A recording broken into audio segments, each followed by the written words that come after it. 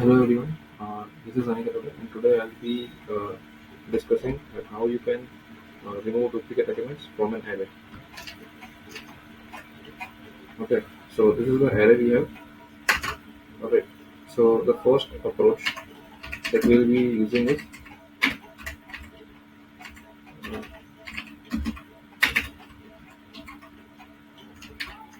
uh, our first approach will be set method. So let's say we are using taking a variable that is result, alright, and we are uh, subjecting our entire array in this. Okay, so we'll be checking what do we get. So we'll be checking the result.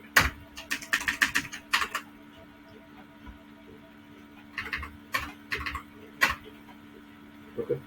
So we got unique elements 30, 33, 65, 101, 78, and 97. And here you will notice that in actual array we have 33 twice and 78, 33 and 78 are two times in this array. Alright.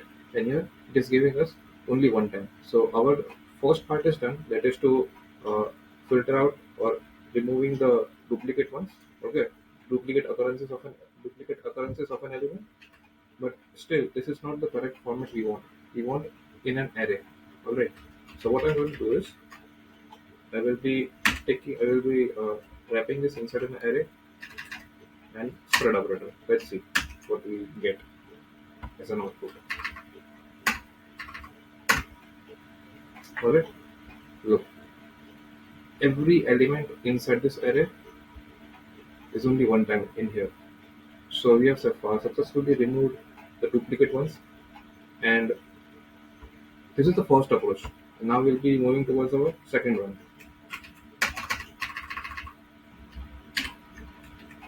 The second one is filter method.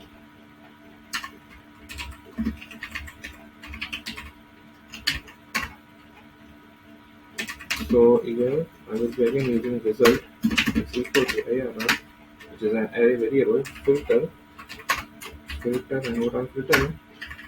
Okay. So before I do this, I will be doing I will be before I will execute this code. I will show you something else as well. Dot index of x is equal to I. Let's see what do we get. There we go. The same, the output is same as the previous one. But what did it change? Here, what we are using is index of. Index of basically returns the index of the first occurrence of an element. The first question will be here 33 or two times. Okay.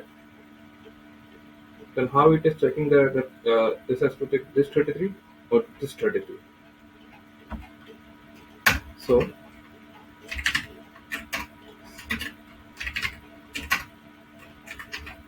let's say I'm considering this right now.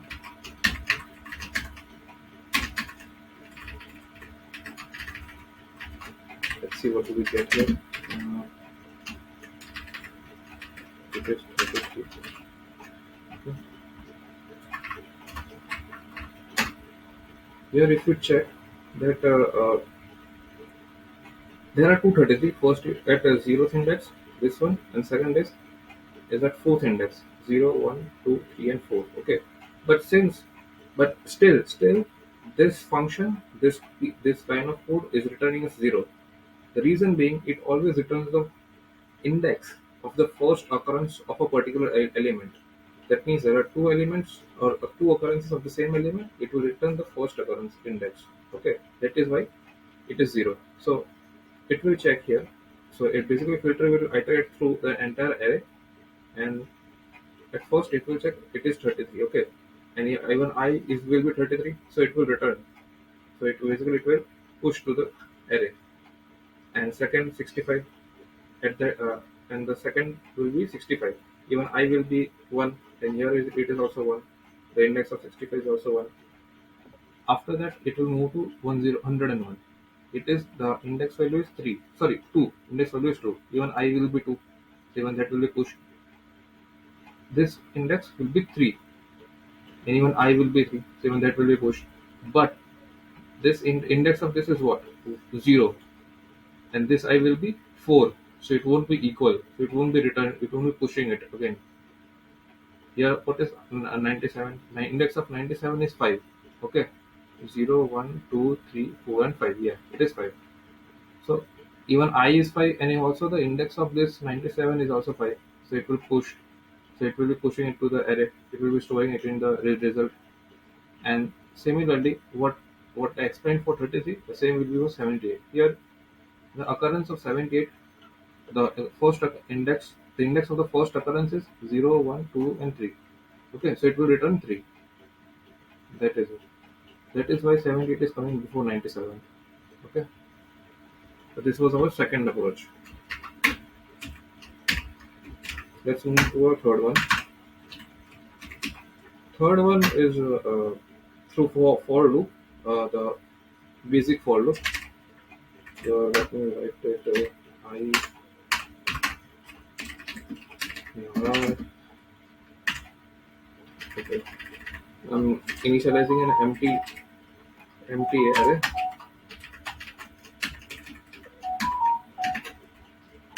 If else. So what we'll be checking is if so we basically will be pushing all the elements inside this array, but only the unique ones. So we'll be checking that uh,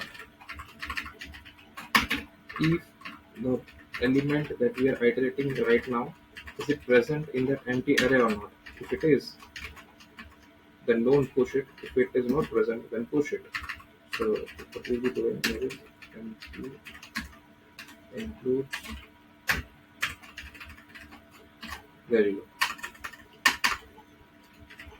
So what includes does is it will check. Let's say it will iterate through all the elements, and it will check one. It will check that at a time, let's say 33 is present in this in this element in this inside this array or not. If it is not, then it will push. I forgot to write this exclamation mark. Okay. Since at first the array will be empty, so 33 will be pushed, and same goes for 65, 75, 101, and 97. But here this 33 and this 78 won't be pushed. You will see right now. Empty array, the push, and okay. I think I made a mistake in this variable. It is ARR, not array. Array of people close and I prefer an error. Yes, so it result only.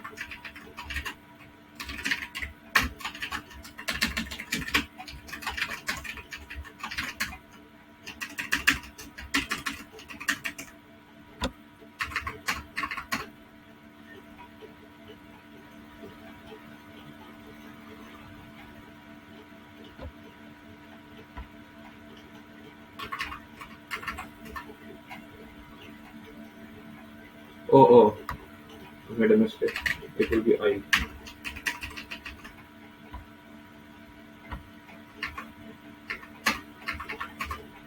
Yeah, yeah.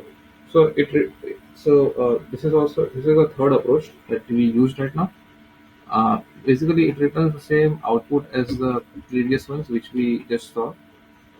Okay, uh, but this is this takes a lot of line, and also it is not uh, basically this is the fundamental or the basic ones. Okay,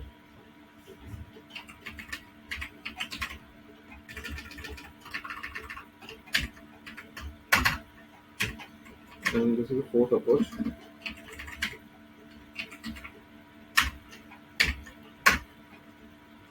In fourth approach, we'll be using map function, and what we'll be doing in map function is similar to what we did in for loop. Let result is an empty array arr dot hold on map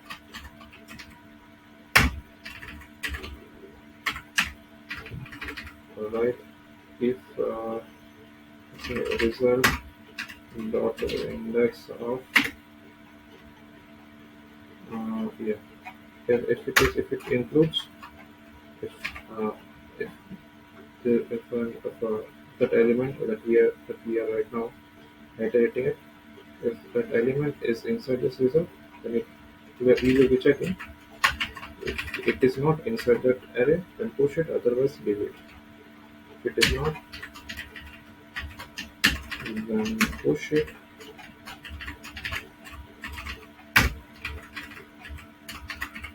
or just an empty string. That's it. Let's check what we get.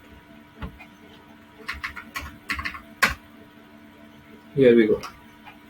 Alright, all the basically all these four approaches. Let me just hold on.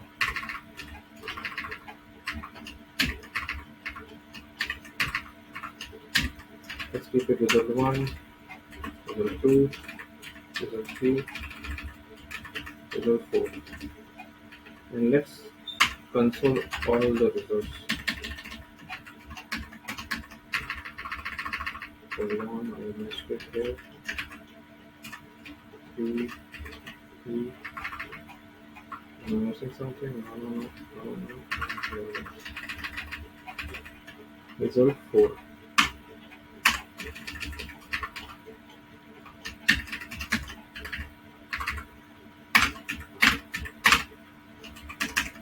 Let's see what we get. Hold on. Result is not declared. Oh, yeah, I missed. I forgot to write. Forgot to change the variable name actually. Okay, my bad. So all these approaches give us the same output. You can use any one of them to get your output to remove the duplicate elements, but it is up to you whichever approach. Basically, all these approaches work, but it depends on the developer and which approach that the developer is comfortable with. So that's it, guys. Thank you.